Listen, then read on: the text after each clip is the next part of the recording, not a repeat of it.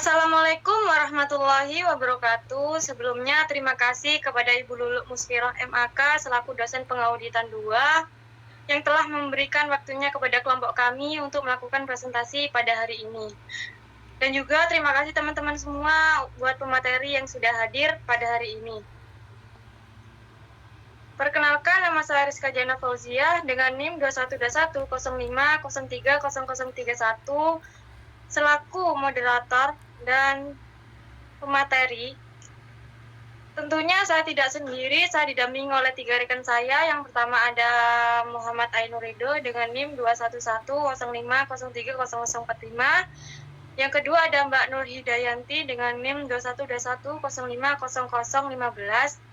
Dan yang ketiga ada Mbak Nur Ismi Ramadhani dengan NIM 212105030034.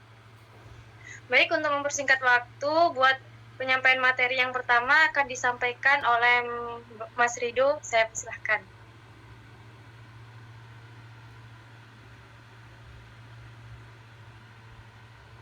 Baik, terima kasih moderator.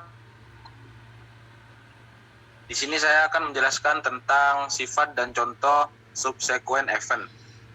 Subsequent event adalah peristiwa atau transaksi yang terjadi setelah tanggal laporan posisi keuangan atau neraca, tetapi sebelum diterbitkannya laporan audit, yang mempunyai akibat yang material terhadap laporan keuangan sehingga memerlukan penyesuaian atau pengungkapan dalam laporan tersebut. Terdapat 2 jenis subsequent event, yaitu yang pertama, peristiwa yang memberikan tambahan bukti yang berhubungan dengan kondisi yang ada pada tanggal laporan posisi keuangan dan berdampak terhadap transaksi yang melekat dalam proses penyusunan laporan keuangan. Sedangkan yang kedua, peristiwa-peristiwa yang menyediakan tambahan bukti yang berhubungan dengan kondisi yang tidak ada pada tanggal laporan posisi keuangan, namun kondisi tersebut ada sesudah tanggal laporan posisi keuangan. Mungkin itu saja yang dapat saya sampaikan. Saya kembalikan ke moderator.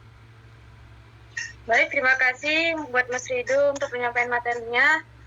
Selanjutnya untuk materi yang kedua akan disampaikan oleh Mbak Nur Hidayanti. Saya persilahkan. Baik, terima kasih atas waktu yang diberikan. Di sini saya akan menjelaskan tentang tujuan pemeriksaan subsequent event. Tujuan pemeriksaan subsequent event adalah sebagai berikut. Yang pertama, untuk menentukan apakah ada kejadian-kejadian penting sesudah tanggal laporan posisi keuangan yang membutuhkan penyesuaian terhadap laporan keuangan atau memerlukan pengungkapan dalam catatan atas laporan keuangan agar tidak menyesatkan pengguna laporan keuangan tersebut. Yang kedua, untuk menentukan kemungkinan tertagihnya piutang walaupun konfirmasi piutang tidak dijawab oleh pelanggan dan piutang tersebut sudah lama tidak dilunasi pelanggan. Namun jika setelah tanggal laporan posisi keuangan ternyata piutang tersebut dilunasi oleh pelanggan, maka perusahaan tidak perlu meragukan collectibility piutang tersebut. Dengan kata lain, tidak perlu dibuat penghapusan atau penyisihan atas piutang tersebut. Yang ketiga, untuk memastikan bahwa barang dalam perjalanan yang tercantum di laporan posisi keuangan pertanggal laporan posisi keuangan betul-betul masih dalam perjalanan. Baik, hanya itu saja yang saya sampaikan. Saya kembalikan kepada moderator. Baik, terima kasih buat materi yang kedua. Selanjutnya materi yang ketiga akan disampaikan oleh saya sendiri, yaitu tentang prosedur pemeriksaan subsequent event. Prosedur pemeriksaan subsequent event yaitu pemeriksaan pengeluaran kas sesudah tanggal laporan posisi keuangan atau neraca sampai mendekati tanggal selesainya audit pilot work. Yang kedua ada pemeriksaan penerimaan kas sesudah tanggal laporan posisi keuangan atau neraca sampai mendekati tanggal selesainya audit pilot work. Yang ketiga ada pemeriksa bukti penerimaan barang sesudah tanggal laporan posisi keuangan neraca sampai mendekati tanggal selesainya audit pilot work. Yang keempat ada pemeriksaan bukti pengeluaran barang sesudah tanggal laporan posisi keuangan neraca sampai mendekati tanggal selesainya audit pilot work. Pemeriksaan cut-off pembelian dan cut-off penjualan. Yang keenam ada review laporan keuangan interim untuk periode sesudah tanggal laporan posisi keuangan. Yang ketujuh ada minta salinan kopi notulen rapat direksi Dewan Komisaris Pemegang Saham dan pelajari notulen tersebut untuk mengetahui apakah ada komitmen yang dibuat perusahaan dan baru dipenuhi di periode setelah tanggal laporan posisi keuangan neraca. Yang ke-8 ada lakukan tanya jawab dengan pejabat perusahaan yang berwenang untuk mengetahui apakah contingent liabilities itu.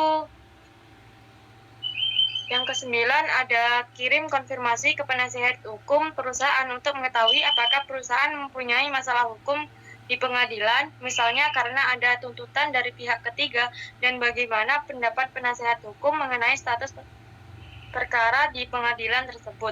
Yang ke-10 ada analisis perkiraan provisional test untuk mengetahui apakah ada pembebanan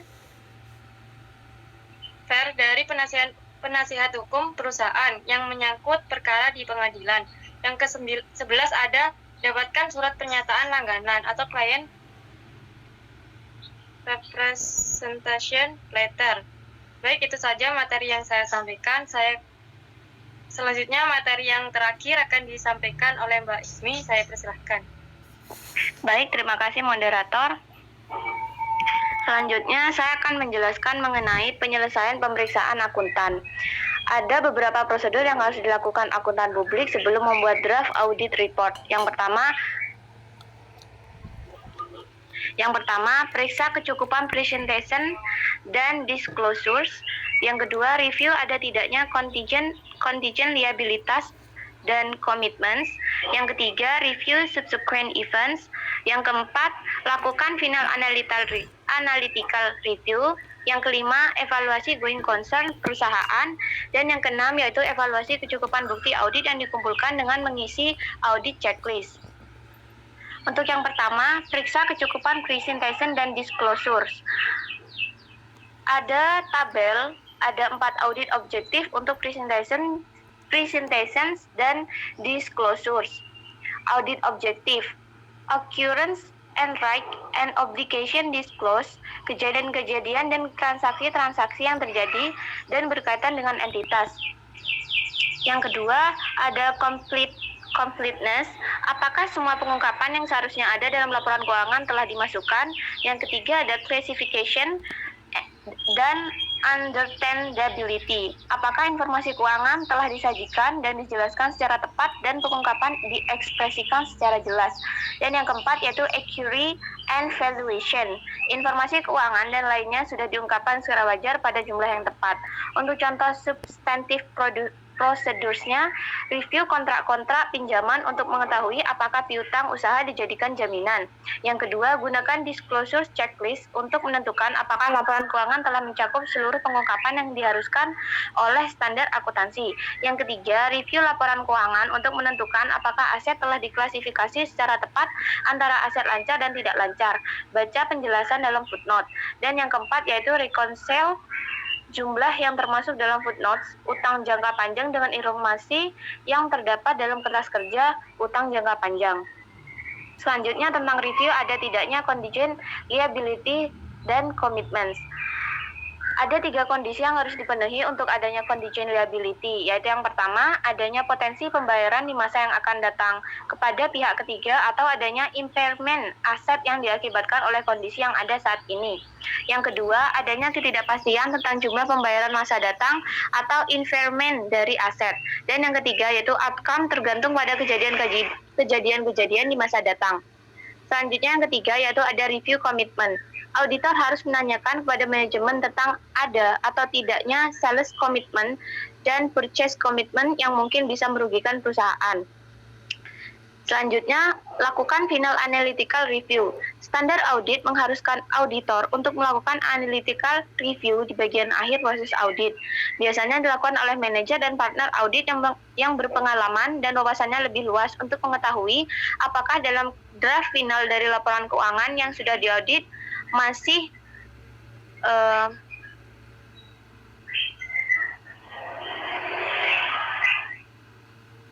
masih terdapat hal-hal yang aneh atau unusual.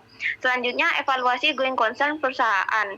Ada beberapa indikator yang bisa membuat auditor ragu atas going concern klien. Yang pertama, kesulitan keuangan yang dihadapi klien antara lain terlihat dari ketidakmampuan klien untuk melunasi kewajibannya kepada pihak ketiga, baik kewajiban jangka pendek maupun jangka panjang. Yang kedua, ada kerugian terus-menerus yang diderita klien sehingga akumulasi kerugian sudah melebihi modal yang disetor. Yang ketiga, kehilangan pelanggan utamanya baik di dalam negeri maupun luar negeri. Dan yang keempat yaitu penjualan sebagian aset tetapnya untuk melunasi utangnya ke bank.